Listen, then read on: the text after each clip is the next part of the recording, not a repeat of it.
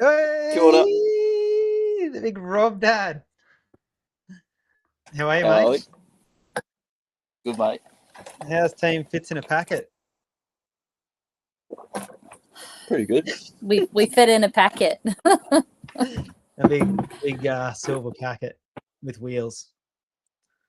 Yeah. Get my little notes up. Get your little notes up. He's done. Look at well. Robbie. Look, Robbie did his homework. How cute is this? Oh, cute. It's the most That's riding good, I've done in mate. years. The only thing I really want to talk about is the left-handed catch on the rock. So I hope you got scrap all the other. Just scrap Hang all on, the other wait 1 second.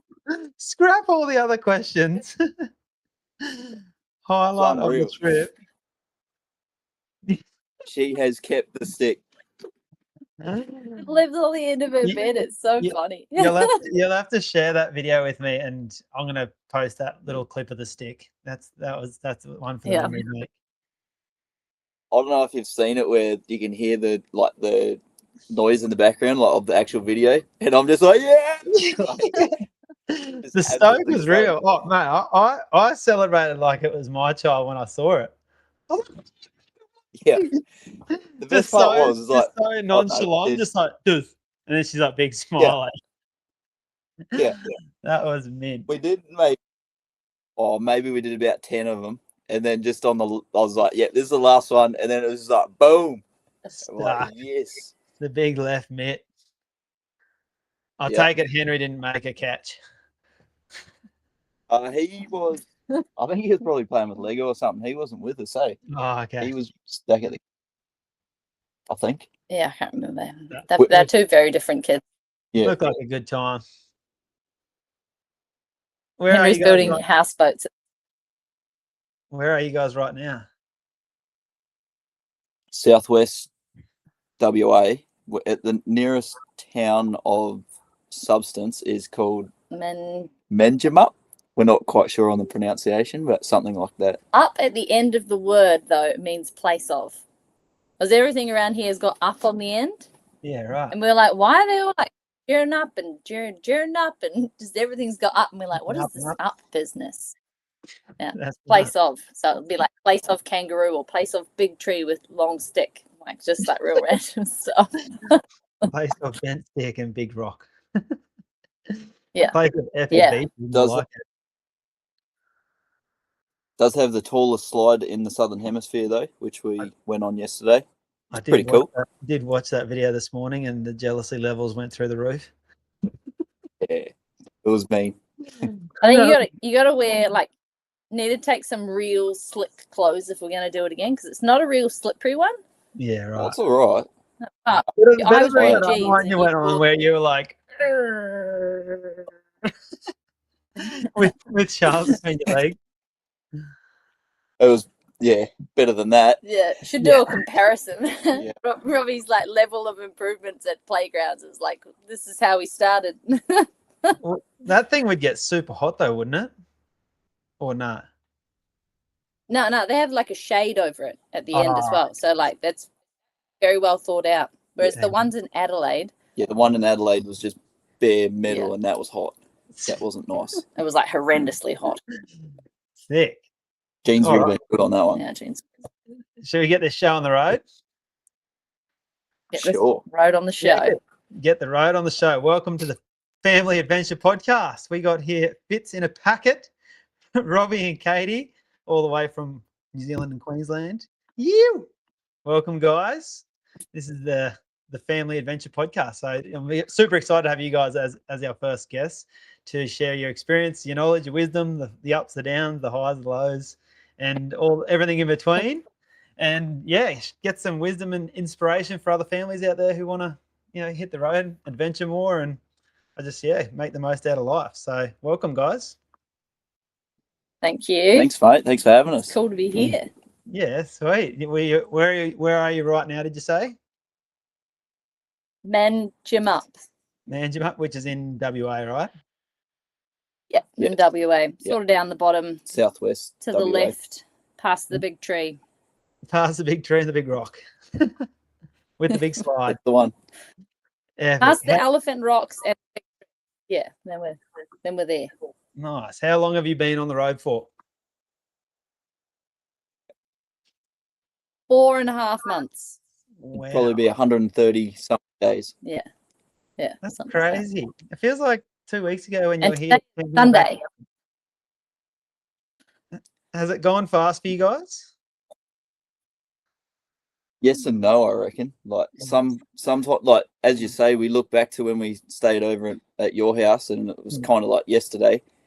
But then also, there's just been so much growth with like everything going on around us, and learning about being in a caravan that it's like, yeah, that's actually taken a while to figure stuff out. And like being with the kids as well. Like I remember I was real scared when we started that we were going to be like 24/7 with the kids. And I was like, oh, we just got them into school. And I was, yeah.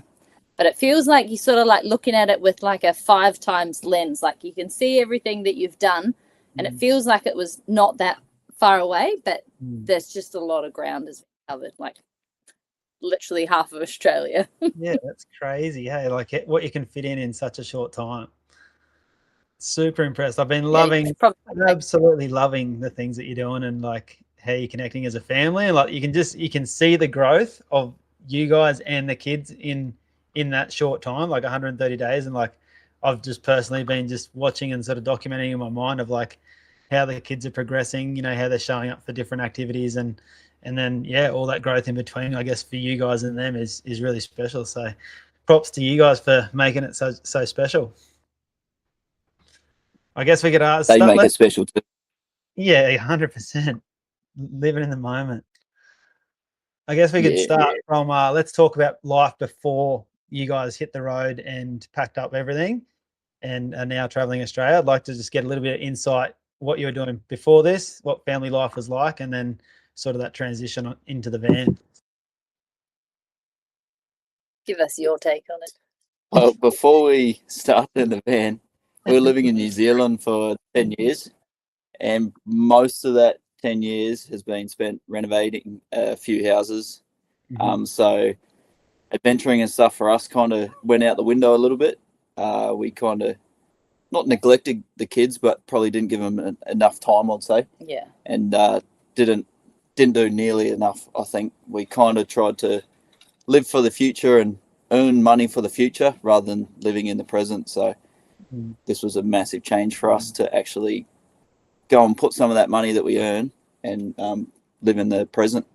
I think we surrounded ourselves by people that were focused on investments and on, you know, making your money work harder for you and all of that sort of stuff. And we just completely skipped out like on the family side of it. And like, you know, like I don't think we've been on like a decent family holiday, maybe one for like 10 days since having the kids. Like pretty rubbish. Like it's embarrassing to think about now, but obviously that's all changed. Now we're just full-time holiday.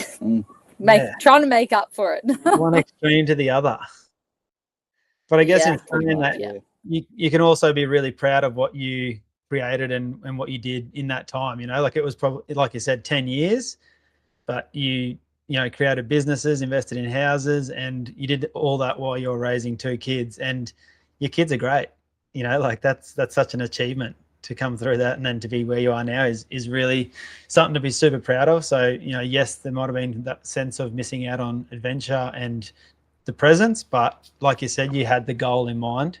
I think that's a beautiful thing. It didn't get away from you, and the kids didn't become 18 and leaving the house and you're like, fuck, we just spent our whole time working and trying to play with it, and never happened. So I guess let's go back. Sorry, go. We're extremes. Like we have to sort of like really throw ourselves into something in order to make it happen. Like, you know, like we lived in our renovations, like we lived and worked to make the money to do, like everything we've done is kind of on the extreme scale. And I think we had to do this to reconnect with our kids, or we would have just never fully committed to it as a family. Yeah, it's good, because I saw you guys like go all in on your businesses, all in on your renos. And was there a sense of disconnection in the family with the kids? Like, could you guys noticeably feel that, or was there something that like you and Robbie spoke about behind the scenes that was concerning? Kind of like guilt for me. I just felt guilty. Like, it just sort of like lingers in there. Like you just feel bad all the time. Yeah, I don't have the energy for them. I think especially when towards the end of our last renovation that we finished, it was just all hands on deck. So it was kind of a blessing at the time to get the kids to school, and then it was kind of a burden to pick them up from school a little bit. So that was where there was that disconnect, I'd say, like just because we weren't able to give them the time, but it was the goal to come and do this. So it was a hard time, but yeah, it's still kind of worth it now that we're doing this and spending that time together. How long has it been in the pipeline, like to go on this trip and do this as a family? Like, did you guys come together and have a meeting like, fuck, this is something we really want to do, and it's been years in planning, or was it spontaneous? It's something, so traveling Australia is something both of us have always wanted to do, and then thought might be one of those things we do without kids in a way. A little bit easier, just two of us. You kind of can just have a car. You don't necessarily need the caravan. But what better time to do it than when you've got the kids and they can do it with you? So we spoke about it, I think, for the first time about October 2024, and then September 2025. That's when we flew over to Australia from New Zealand and bought everything and hit the road. So it was pretty much close to 12 months of kind of maybe even, I don't even know how it started, maybe a passing comment or something like that, and then it just snowballed and we're like, okay, let's do this. What do we have to do to get to Australia, to finance everything, to buy the car, the caravan, and that sort of stuff, everything that goes with it. And then about 12 months to get it all happening. It started from the working backwards, didn't it? We were like, what is our end goal? Like, what is it that we really want in life? And like both of us wanted to have a better relationship with the kids, and we wanted to have we want to have a piece of land and stuff for them to just be kids and explore. And like now we've got them in all of Australia to do it in.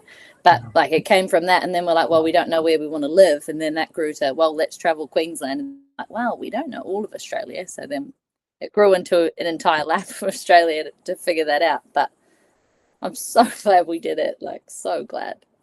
Epic. Yeah, I can see the stoke and like the connection of the family's grown so much in such a short time. Like when you said there was a disconnect when you guys were working so hard, what were some of the excuses that you would tell your kids, that you couldn't play, or we can't do something this weekend, or what were the things that would come up for you guys that would stop you from doing that? That's working. Yeah. I work shift work, so I'd be working, weekends as well as renovating the house during the week or something like that. So that was pretty much our biggest excuse of not doing something. But in saying that though, Katie would where possible would take the kids away, go to the beach and just go for an explore at the beach or something like that, which gave me a bit of time to do renovations. It's going to sound really mean, but I used to feel like the kids were the burden, and like Robbie would go to work and then I would get past them and I would have to hold on to that, and it just felt so heavy and it used to weigh me down. And now if we separate for an hour, I'm like, wow, I wonder what they're up to, and I'm like, I'm probably missing out on something because I'm gone for an hour. Like something's happened and they've probably done something really cool and I want to be a part of it. And it's just, I don't know, it's really nice to recognize that massive shift in that feeling of being lumped with the kids. Now I'm I'm happy to take them anywhere because you just get to watch their little faces light up, and it's just so much fun. Right now, out the back here, there's a little bit of a forest. Kids are out there on their bikes. There's a teepee made around one of the trees and stuff, and there's a little bike track. So they're somewhere out there just boosting around and having fun. Just living. How good's that? And I don't know, it just must make you guys feel so good, not sitting at home bored, wondering why dad's working all the time and sitting on their screens. There's a huge difference there. Yeah, well, we've always been anti-screens, so it was Lego, probably Lego. Lego's massive. Yeah. Lego the lifestyle. Well, Lego's pretty epic, so. Yeah, there's Lego there. There's Lego everywhere. We've dedicated an entire top bunk caravan to Lego as well. Oh, perfect. Perfect for the rainy days. Right. What's surprised you most about the kids since you started traveling? I think Henry's coordination, you saw it, you saw it not at its worst, because I do think he's probably had worse days than what he had out there. But I honestly feel really guilty that it was like us that didn't give him the time or the energy to grow in that space. Like now, like he used to fall over like 100 times a day. Like just fall over anything. Like it'd just be a stick out there and he'd just fall over it. And you're like, how do you even do that? Fall off every chair. And then now, like he's just, I know he's out there riding his bike and he's going through the gears and he's trying to go over jumps and like he's just having the time of his life, and he's just got this like new level of coordination, which, you know, we just thought he would never possibly have. You've given up on. Didn't want to say that. Yeah, the growth has been massive. Yeah. Is that because of just the exposure every day? Like I see you guys like rock hopping, you know, along the coastline, and then you're in the bush and like exploring. Like, do you think that's the reason? Like he's just out there and he's actually got to focus on the environment and really be switched on? I'd say so. Yeah, and there's a lot of that. Yeah, a lot less pressure too, isn't there? Like when we used to do something as a family, we'd be like, all right, we're going here, we're doing this. You know, like we're going to be back at this time for that. Whereas now it's like we're going somewhere and we've got all the time in the world for him to take his sweet time to, you know, explore. And it's just, you know, like we take the bikes off and they ride around on their bikes. Whereas back home, like the bikes would get put in the back of the garage sometimes and then get buried by renovation stuff, and then we wouldn't see them for a few weeks. And school was so close that we couldn't be bothered getting the bikes out for them to ride 50 meters. Like, so I don't know. It's just, I think it literally has just come down to like time and making it more of a priority for me. Even riding the bike for Charlotte, like when we left New Zealand, she almost refused to get on the two-wheeler. So she had a three-wheeler that she would just ride flat out. But when we got here, we didn't have any bikes, so we just jumped on Marketplace, grabbed a couple of bikes, and we just got her a two-wheeler and was like, that's your bike. And then like straight away, she was off with the two-wheeler and hasn't looked back. I got a video of the first time she rode. I was like, oh my gosh, she's right. She just took off. I think my sister said it to me once. She said that your kids don't know that they can't do something until they try. Like they don't know. Like it's just us that think that they can't do it. Like I thought that she couldn't ride a two-wheeler. It was me that like put that on her, and then we just put her on the two-wheeler and she kind of just took off. And it was the same with when Henry first did it too. It's like it was us that thought that they couldn't ride a bike. It wasn't them. Yeah. They just got on the bike and took off. And they're like, he's getting pushed onto your kids. Yeah, it's a thing. Yeah, it is. It's crazy. That's so good. So, all right. So you guys are on obviously a pretty extravagant adventure. You've got the caravan. You're tripping the whole lap of Australia. You know, you're exploring every nook and cranny, which is amazing. If families out there who may not have the opportunity and the luxury to go on these big adventures, if they were to do like one small adventure every single week, what would you say to those families who just want to start getting a taste for what it's like to go on little adventures and start exploring? I want to hear your thoughts. Just do it. Like for us, the most simple, I think, adventure we can do is just going to the beach. And like, not everyone lives near the beach, but most of Australia does live near the beach or close to a beach. But our kids just love playing in the sand, like, which once again, not every kid's going to love playing in the sand. So you might want to go to the bush or something like that. But our kids just love sand. They could go to the beach and not necessarily go in the water, but they'll be occupied all day just playing in the sand, digging holes, just doing whatever. And that can be a very simple day for us, just going to the beach. Someone loves snorkeling, so they'll probably be off snorkeling, and the kids will just be playing. And it's not too hard for us. Like that's, I would recommend something like find what it is that your kids love. Like ours is sand. Well, your kids love the bush or something like that. Just try and go into the bush and find something that. To expand on the beach, I reckon a good family adventure or family adventure challenge would be to take your kids to the beach and dig a hole big enough to bury them. Like leave the head out. they can breathe. But like, if you dig a hole big enough for your kids to hop in, and like you do it with them, I don't know. There's just like every kid that I've ever done that with, and I've been doing that since before we had kids with other random kids, and like my dad did it with me. It's just something that stuck with me my whole life. It's just so fun to bury your kids alive on the beach. And as they get older, you compact the sand down a bit more, so it's harder for them to get back out. The escape challenge. But I think like the beach is great, but like the Sunshine Coast, for example, there are so many great walks that you can do there. And like, you just pack snacks, for the kids. It doesn't matter if you don't make it all the way to the top. Like they'll be more than happy just going on a walk. And half the time they're actually the ones that you're trying to keep up with. Like you think that they're going to be the ones that slow you down, and then you're back there like breathing real heavy, trying to keep up with them. Lugging a bag full of snacks. Well, Henry is like determined to carry his own bag with all the snacks in it now. So that's perfect. Well, let's hope every kid out there gets buried alive on the beach and can enjoy some more nature time. I think that would be an epic goal for 2026. I bet they'll love being buried alive the most, though. Yeah, surely. I think I can't remember how many times I had that done, and every time it was fun. Yeah. You just need to be like reminded of it, though. I don't know why you just don't think to start doing it. Yeah, get to the beach, start digging. Yeah. What do you guys do when you have resistance from the kids to go out and do something? We haven't had it much, I wouldn't say. I think it's different for us too, because we can't we do stuff nearly every day. So it's kind of easy for us to be like, well, you know what, today's probably just not the day then, because we've been doing it 7 days straight, and like it's probably good to have a rest day. But I think we remind them, this happens a bit, is when we get resistance from them, we will say like, last time when we went and did that, did you love it? And they were like, yes. We just remind them of like what the outcome is, and that they felt like that last time, and then we went and did it and they loved it, and we saw something cool, or we did something.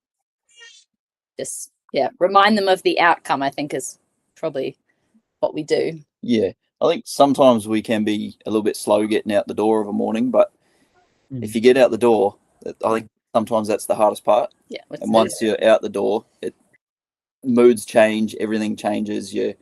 You're in the car going somewhere, or you're on foot going somewhere, or whatnot. So I think just getting out that door that little bit on some of those hard days is the hard part. Step one. Yeah, that's true. Yeah, Bronnie was saying that the other day. She's like, like I said, what's your best piece of advice? And she's like, you just got to get out the door and go. Like, pack the bare essentials and just walk out the door. Once you're out the door, the rest seems to be pretty easy. I thought that's perfect. Yeah. A lot of the time it's all in your head, and you get caught up, and if things aren't right, you start making excuses. But the moment you're out there, you're like, oh, what was I worried about? Yeah, that's it. You just got to remember the reason. I'm a big believer in like having a reason that you do something, and then the excuses will just disappear. Absolutely. What's been the best adventure activity that the kids have loved the most so far? I've seen some pretty good ones on your stories, but is there something that really stands out? What do you put? I think a bit of a random one, but we stayed at a friend's farm. Yeah. They weren't actually friends. They were friends of ours in New Zealand's brother, and so we didn't know them, but our friend in New Zealand's like, you got to go and stay at our brother's farm. So we went and stayed out there, and they had 3 little girls, similar age to our kids, and we were there for maybe 4 or 5 days, I think, and it was just great. It was at the start of our trip too, so the kids got to play on the farm, got to do all those activities that you kind of can imagine that farm kids get to do, go and like explore around the farm and that sort of stuff. And I think it was good having that at the start of our adventure, because that in a way set the tone. Does that make sense? Yeah. But I think that's been one of our funnest stops so far. It's one that we talk about a bit anyway. Yeah, it was good, because it came down to a feeling, which is sort of like, it's what you search for. It's never a place. It's always just like the little feeling that tingles away inside of you. Mine's snorkeling. Like I remember like taking the kids for the first time, and like they, you can like hear that muffled noise through their mask where they're like, because they're just so excited. Yeah, pointing at stuff in there. And I remember getting a bit of a sore face, like I'm trying to hold the snorkel in my mouth. My like cheeks are hurting because I'm smiling so hard at the kids being so happy to see fish. Yeah, they love it. Henry is he's much like Katie, loves getting out in the water and just going snorkeling. And then he comes back and he's just shivering cold, like just in the Southern Ocean down the way. But yeah, loves it. He does it in his Henry way too. He's got like a life jacket on and a wetsuit. He just kind of like floats on the top of the water, and I just drag him around. But he loves it. I'm like, kick Henry, so you get warm. But he's just like just going with it. Doing as little as he can for the maximum reward. That's him. Good reward he's got it all figured out, that kid.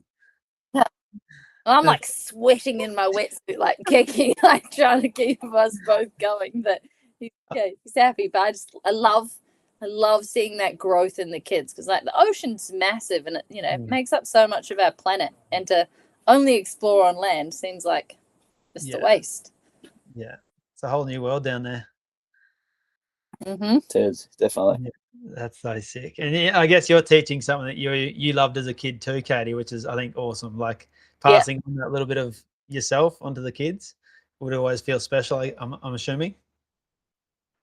Yeah, I think it has sort of like awakened that in me, like, bearing the kids and taking the kids snorkeling and just like doing those things. It's like just remembering what I loved as a kid and why I loved it. And usually that was just because my dad was involved, probably. Like, like you just got that time with them, got their attention. Yeah, nice. I see Charlotte. Are you there, Charlotte? Would you like to answer a question? No. Hey. With a slice of yes. I saw something on your mum's videos when you were standing on a rock and you stuck your big left hand out and took the most amazing catch I've ever seen someone catch. And you were just absolutely stoked. Was that a very exciting moment for you? Yeah. Yeah. Have you named your stick that you keep under your pillow now? No. What's this? I'm going to share this video because this is the most epic, spectacular catch I've ever seen. How old are you, Charlotte?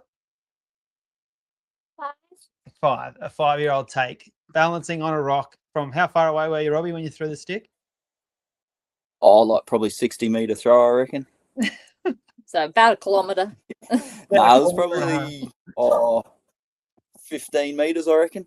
Yeah, Robbie lobbed the stick and she just put the big left mid out and caught it so casually. Big smile on the face. See you later. Dad was stoked. Windy day too. Had a bit of movement through the air. Yeah. Can we have one more look at the stick, Charlotte? There we go. There it is. Do you keep it under your pillow? Yeah, small.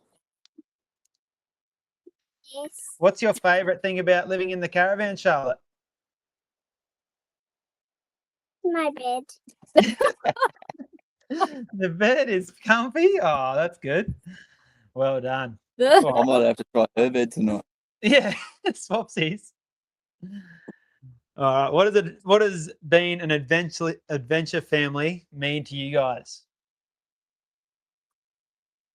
You were talking about a feeling before, Katie. Do you have that feeling of being an adventure family? Yeah, I think it's just doing stuff with the kids. Like it doesn't matter what that stuff is, like insert stuff here. It is just, it's doing things with them. Like, that sounds real basic, but I think that's what it is. And it doesn't need to be complicated. It could be going outside and like building a teepee, or like making a jump for the bike, or like it could be just anything. It could be so simple. It's just doing stuff with the kids outside, preferably. I think one thing for us is we've met a few families along our travels, like so far, and some people just go into a place and then we've been there and carry on. And we've done that a little bit too. But sometimes, we like to stop and actually go on a little walk through the bush or explore something, like, and actually spend a bit of time.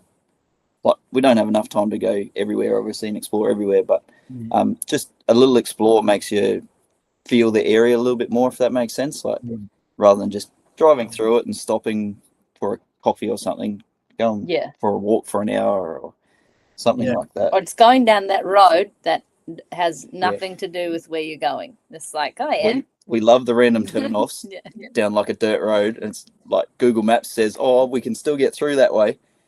We'll take that way, the road less traveled kind of thing, just to see what happens. We might see something cool, we might not, but you never know. And does that just give you a sense of like this? It just turns into an adventure. Like you're like, okay, we've deviated off the path. This is a bit exciting. What's going to happen next? No one knows. Yeah, no one knows. Even us. Love it. All right, fast forward 10 years from now, how do you think these adventures, or this big adventure in particular, will shape your kids' lives? In 10 years, they'll be getting close to finishing school. So getting close to going into adulthood kind of thing. So I hope it makes them appreciate travel and want to go on adventures and that sort of thing. And then even into parenthood, like do something similar to what we've done or whatever with their kids and that sort of thing. So hopefully they hold value in what we're doing at the moment and then carry that on into their future. I find it so hard to imagine 10 years from now because like in 4 months, like everything has changed. And then I'm like, so if we just keep on like the last 4 months, like what does it look like even in 6 months from now? Like, have we all got dreadlocks? No. Like what does it look like? Living in a commune somewhere out in the bush. Robbie with what does stretches it in look his like? ears. Did we just stop somewhere and we like set up a new life in like the Pilbara, or like, you know, like you just don't know. Like, so 10 years from now, I just hope that we're all just as connected like as we are at the moment, like as they get older, you know, like we still have that same sort of like love and connection now compared to 10 years, because they could be hard years in themselves. Yes. Yeah, I think that's the ultimate success if you can, you know, get through the childhood, teenage years into adulthood and still be connected as a family. Like, I find it hard to fathom when I talk to families who don't get along and, you know, they hate their parents or they hate their siblings. I'm like, man, that's such a crazy concept to me, because I'm lucky enough to have like a really awesome family, and like you only get one family, so to be able to stay connected and, you know, be a part of each other's lives for hopefully forever is like, I think one of the greatest successes. And yeah, that's what I want for my family for sure, because I've been lucky enough to experience that and to know what it feels like to be supported from everyone. And yeah, that's such a powerful thing for your kids to feel as well. I feel like you yourself chase dreams harder because you have that like backing of like love and support. And I feel like I want that so much for our kids to like always feel like no matter what happens, like you've got that base root of like a really good family connection that will just always have you back. And I think it's like you have to build that. Yeah. With them. Yeah, I think that's probably one of the most powerful things a kid can feel, is knowing that they can always come to you no matter what, and you're always there, you know, no matter what. Like, that's a huge safety thing. So, all right, we'll quickly wrap this up with a couple of rapid fire questions. Hardest part of the adventure so far?